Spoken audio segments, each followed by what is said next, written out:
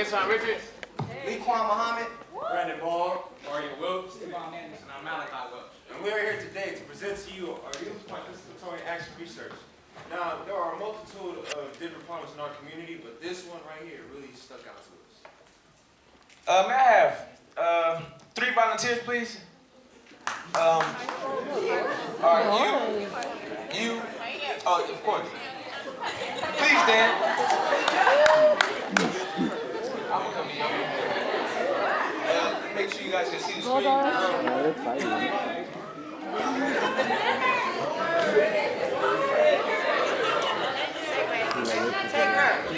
Take her. Oh, all right, we can do it on stage then. The next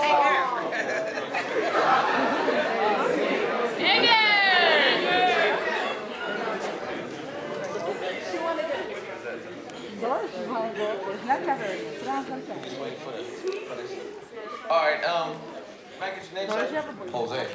All right, Jose, we're gonna start with you. From people 1 through 7, which one do you find most approachable? And why?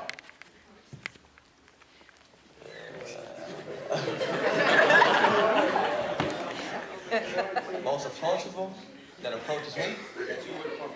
Oh, number 3. All right, Max, why? Because in the community I live in, which is South LA, you know, it's a mixture of Latino and Black communities. You feel most comfortable with it? Yeah. All right, same question applies to you, sir. I think number 2, because he's dressed in a suit, I guess. And what about you, sir? I'll say number 1, because she's a woman and I live with Black and Latinos in my community. You guys have both all wonderful answers. Now, what if their professional dress code has changed? Would your opinions change? No. All right, let's see. Boom. Now. Wait. I'll take number 8. Now, with number 3, we still live in the same community. Will we still approach this police officer now? No, sir. Why? The trust is not there. I understand. May I ask you? I probably would. It doesn't really matter to me. I understand. What about yourself? Yeah. Will your opinion change? No. Oh, hey. All right, thank you. What you guys, you guys may sit down. Thank you.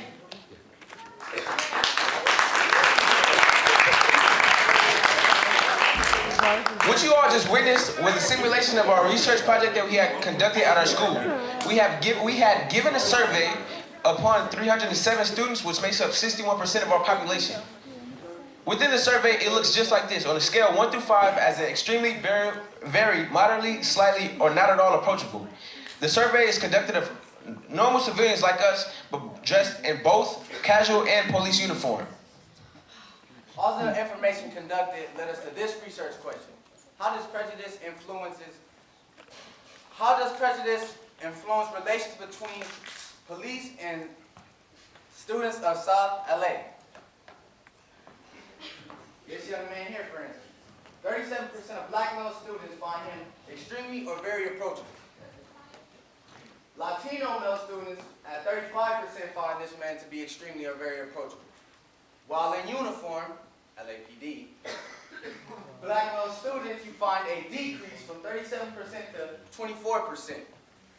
And Latino male students, you find an increase from 35% to 55%. Young woman. Black male students find her at 65% to be extremely or very approachable. Latina students find her at 57% to be extremely or very approachable. Switching uniform to the LAPD. You see another decrease in Black male students from 65% to 43%. In Latina students, you see an increase from 57% to 61%. Moving on to a young Black man. Black male students find him at 34% to be extremely or very approachable. Black female students find him at 29% to be extremely or very approachable. Moving on to uniform. Black male students find him at an increase from 34% to 48% to be extremely or very approachable.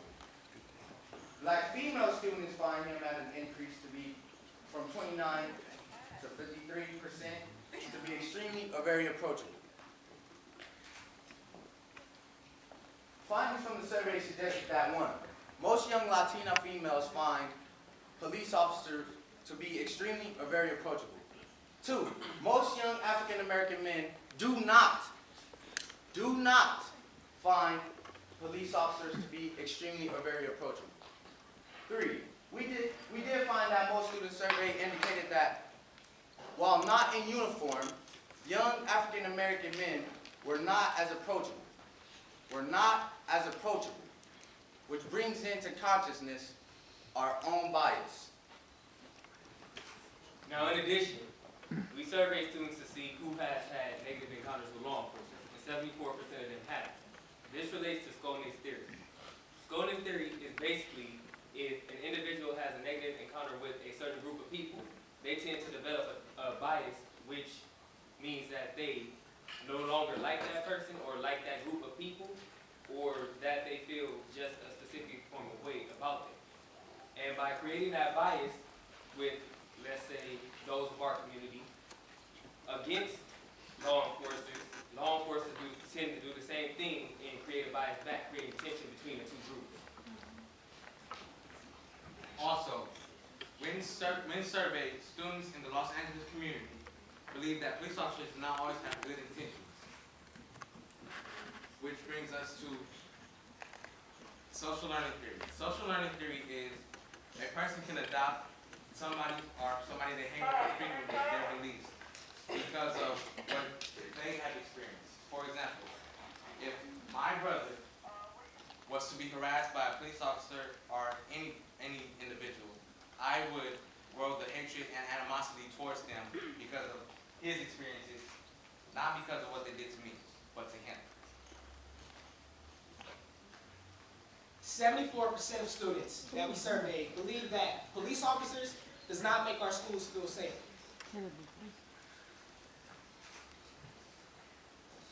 In 2010, 36,000 students were arrested and only 242,000 were referred to law enforcement by schools. 70% of those students were Latino and Black students.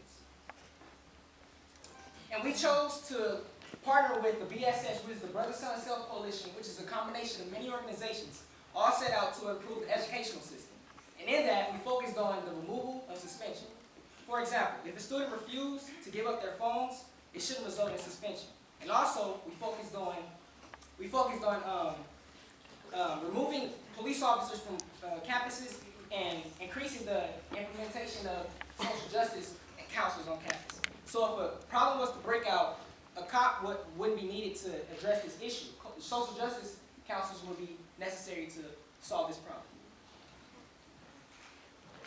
Okay, so looking at this graph, you can see that from the 1970s to the 1990s that there was an increase in the crime rate. You can also see a drastic increase in the prison population. Now, looking at our era from the 1990s until now, you can see that crime started to drop and then the prison population was still rising. Now, this was due to the fact that 1 in 3 of the 25 million adults who were arrested for drug crimes were African American. But the problem here is that African Americans were selling and using these drugs at the same rate as other races. Now, we wanted to advocate for change with this, so we decided to help with Prop 47 get a big yes on it. All right, so what Prop 47 is Prop 47 is basically a prop that turns nonviolent felonies into misdemeanors. Now, this can help the government and the students by, well, it can help the government mainly by they won't have to come out of pocket as much to have to, spend all this money to put the child into jail and to have to pay for the food that they have to eat, the clothes that they have to wear, and, the jail cell that they have to live in. And it benefits the student greatly because, the student, well, the government can take the money and put it into programs to help the student, better themselves so they won't have to go through this again. And also, it won't give the student a record. And when a student has a record, it makes it very hard for them to find a job.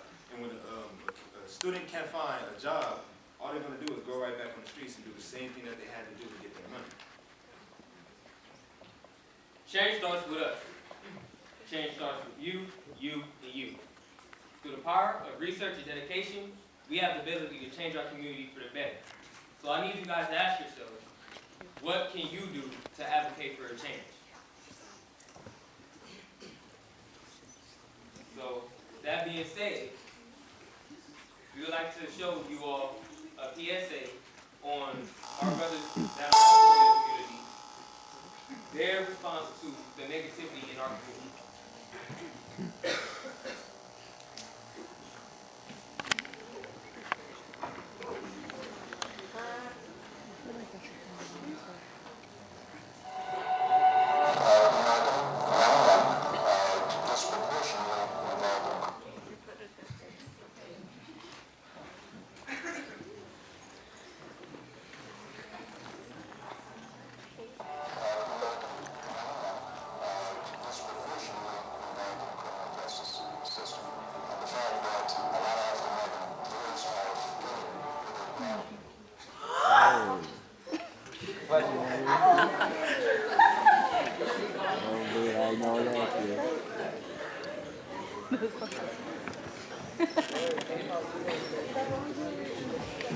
Excuse us, ladies and gentlemen, we're experiencing technical difficulties.